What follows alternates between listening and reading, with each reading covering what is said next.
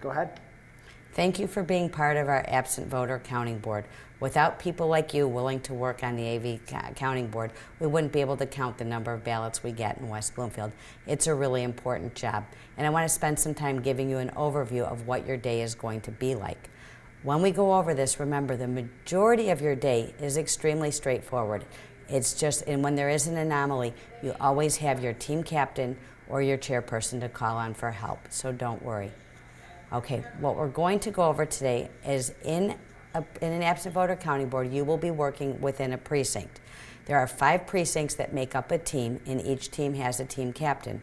There are also chair people overseeing the entire absent voter counting board that you can call on for help.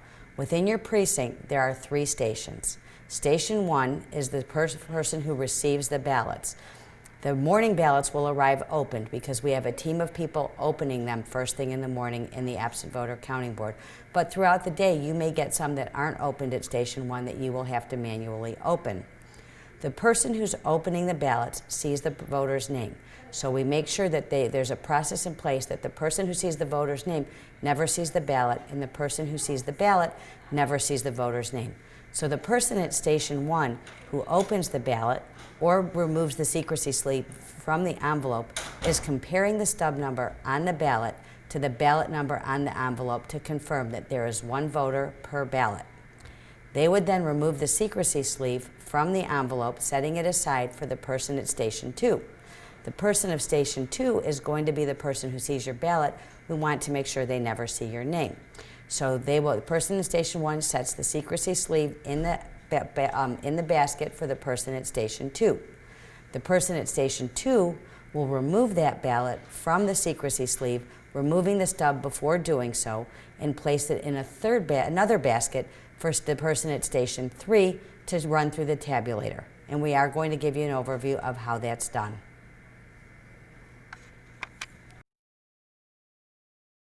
Linda is sitting at Station 1. We're going to demonstrate Station 1.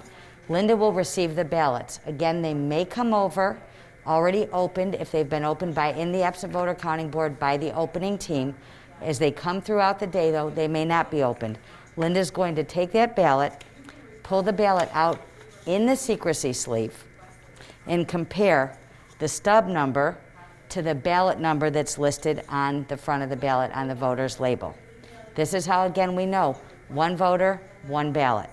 When Linda confirms those numbers, she's going to remove the ballot in the secrecy sleeve and place it in a bucket for Station 2. Okay, then she's going to put the envelope into this U.S. mail bucket, and they'll stay in order throughout the day. You want to keep them in ballot number order throughout the day.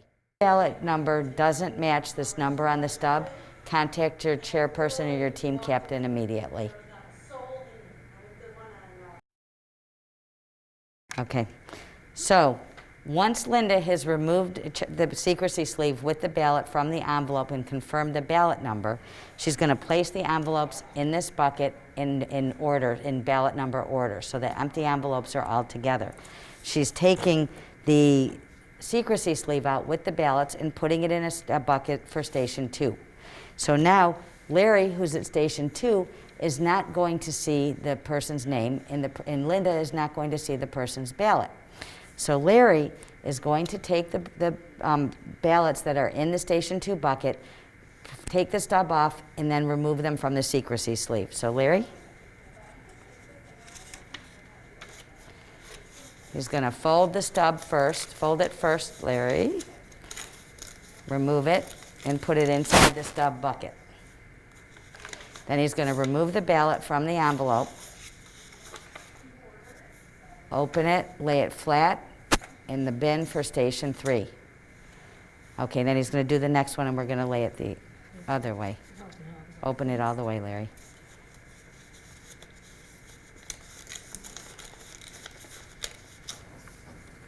Okay, so the stub goes in the bucket, the little blue bucket, and Larry's going to open the ballot all the way and lay it in the bin for Station 3.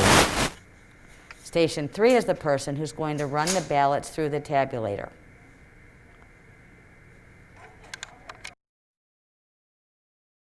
Station 3 is the person who will be running all of the ballots through the tabulator. So it's very easy. The machines will be set up and ready. It looks like a runway with the green arrows, and you can feed those ballots any way, upside down, backward, forward. They can go all of the ways. They're reading the ballot according to the barcode. So that's important to know.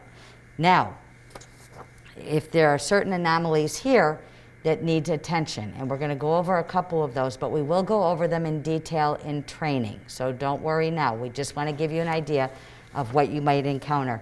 When you have a problem that requires assistance, you may be sending that ballot to be what we call duplicated. And that goes into your problem basket. Do we have a problem basket? Right here. That would go into your problem basket that would go over to be duplicated onto a new ballot. When that decision is made, anytime that decision is made, you want to have that ballot looked at by 2 people from 2 different parties to make sure that they agree that that ballot needs to be duplicated. So, first one I'm going to run through to demonstrate is a blank ballot. The machine's going to bring the ballot back out. It's going to tell me you made no choices on the ballot to make changes, pull the sheet, or cast the ballot as is. We're going to have a second person from another party come over. Linda, do you agree that this ballot is blank? Yes. Okay. Then we're going to slide it in again. And this time, since we're both in agreement, 2 people from 2 parties, we're going to tell the machine to cast the ballot as is. Okay. The next one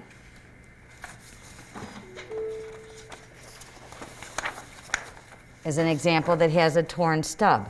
Remember I said that that ballot is read according to the barcode, so the machine is not going to be able to read this. The same would happen same message would be if you left the stub on and you tried to feed a ballot with the stub on. So you'd want to pull that stub, put it in the stub bucket. So I'm going to feed this through. And it will say the device could not read one of the barcodes on the ballot. Contact a poll worker. In this case, there's nothing we can do that's going to make this ballot go through that machine. So this one we know is going to have to go in the problem basket for the duplicating team to duplicate. Linda, do you agree that that is a torn edge? Yes. It needs to be duplicated. Okay, it goes in the problem basket.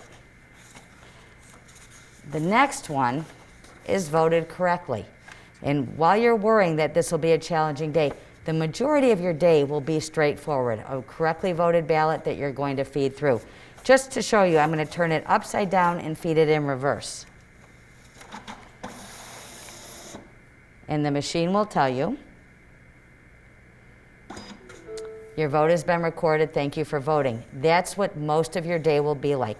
And again, anytime you have an anomaly, always call your team captain or your chairperson to make sure you're comfortable. The next one is a situation where the voter has overvoted. That means they voted for too many choices in one contest. I'm going to feed it through. We'll go upside down again.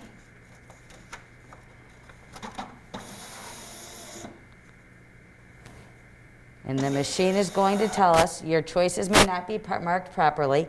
Renewal of existing parks and rec millage, too many choices. So I'm going to pull the ballot out. Linda and I are going to look at it and say, do you agree that this has been an overvote? Yes. Okay, if the voter votes for too many choices, it voids that contest. So we're going to feed it through again and cast that ballot as is. Cast ballot as is, and it goes through. It does not count a contest that is overvoted. Another situation you may encounter is what looks like an overvote, but it's just a stray mark. We're going to do an example right now. We're going to feed the ballot through the machine, and it's going to say that the voter made too many choices. But Linda and I are going to look at this, and we're going to discover that the voter actually colored one of the squares, but just made an accidental mark on the other, a small mark. We're going to decide that it's very clear that the voter didn't mean to make that mark, and we're going to put that in the problem basket for duplicators. Do you agree that the voter didn't mean to make that mark? Yes. Okay, so then that ballot goes in the problem basket, and we'll cover what happens with the ballots in the problem basket within training. but we want you to have an overview of what most of your day will look like when you're working with your precinct as part of a team. Again, 5 precincts per team. You have a team captain, and there's 5 different teams, and there's a chairperson overseeing all of the AV Counting Board. Today, Linda and I want to show you how you would duplicate a ballot if you needed to. We have a few examples here. One is an example where the voter accidentally made a pen mark in one of the other boxes. So this one shows that the voter clearly voted for Thomas Jefferson. However, there's a small tick mark in George Washington. They consistently voted by coloring in the boxes boldly for every other choice. So we're going to duplicate that ballot.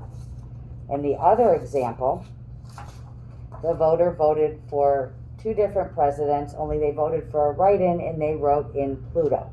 And one thing you need to know is that an invalid write-in cannot cause an overvote. So if they wrote in a name that wasn't a name really like Pluto, or they wrote in a name that wasn't a write-in candidate who had filed a declaration of intent with the clerk's office, they would be an invalid write-in, and an invalid write-in cannot cause an overvote. So Linda and I are going to show you right now how you would duplicate a ballot that needed to be duplicated by a duplicating team that is made up of members of 2 different parties. So the first thing we're going to do is take the original ballot and write at the top of it, Orig-1, and the person duplicating is going to write Dup-1 on the top of their ballot. It won't be 1 on every ballot. It will be whichever number you're in your duplicating process that you're doing, and you'll have a sheet to guide that. So Linda has Dup-1, I have Orig-1, and you're going to take turns reading those votes back and forth to make sure that you duplicate that ballot perfectly. So I'm going to read first to Linda. President of the United States, Thomas Jefferson. Thomas Jefferson. Favorite color, red. Favorite season, summer. Favorite car manufacturer, General Motors. Proposal 1, yes. Now Linda is going to read back to me the same thing to make sure that they match exactly. We don't just assume that we have it correct, we make sure that we verify going back the other direction. President of the United States, Thomas Jefferson. Favorite color, red. Favorite season, summer. Favorite car manufacturer, General Motors. Proposal 1, yes. Okay, so now again, Linda has Dup-1 and I have Original 1. Just show Sorry. Dup-1, Original 1. So now we'll go to the next one. You always have a sheet here from your packet, sheets that will help you make determinations if needed. And remember, you're working in groups with a member of an opposite party to do this. Okay, so this one is the ballot that the overvote is caused by an invalid write-in, and an invalid write-in cannot cause an overvote. So I am going to label this one Orig-2, because this is the second one I'm doing, and Linda's going to label this ballot Dup-2 right on the ballot. I'm going to read the choices without the invalid write-in that caused an overvote, because if I read it with that, it would just cause an overvote again. So we need to make sure the ballot reflects what's going to go through the machine. So I would read, President of the United States, George Washington. Favorite color, green. Favorite season, winter. Favorite car manufacturer, Ford. Proposal 1, yes. Then Linda is going to read them all back to me again. Read and verify. President of the United States, George Washington. Favorite color, green. Favorite season, winter. Favorite car manufacturer, Ford. Proposal 1, yes. Okay, then you know you've correctly duplicated the ballot, and we'll talk more about the process that it will go through to make sure it gets back to the team for tabulation. You will also have people in there to help and a runner on election day to take those ballots that have been duplicated back to the team for processing.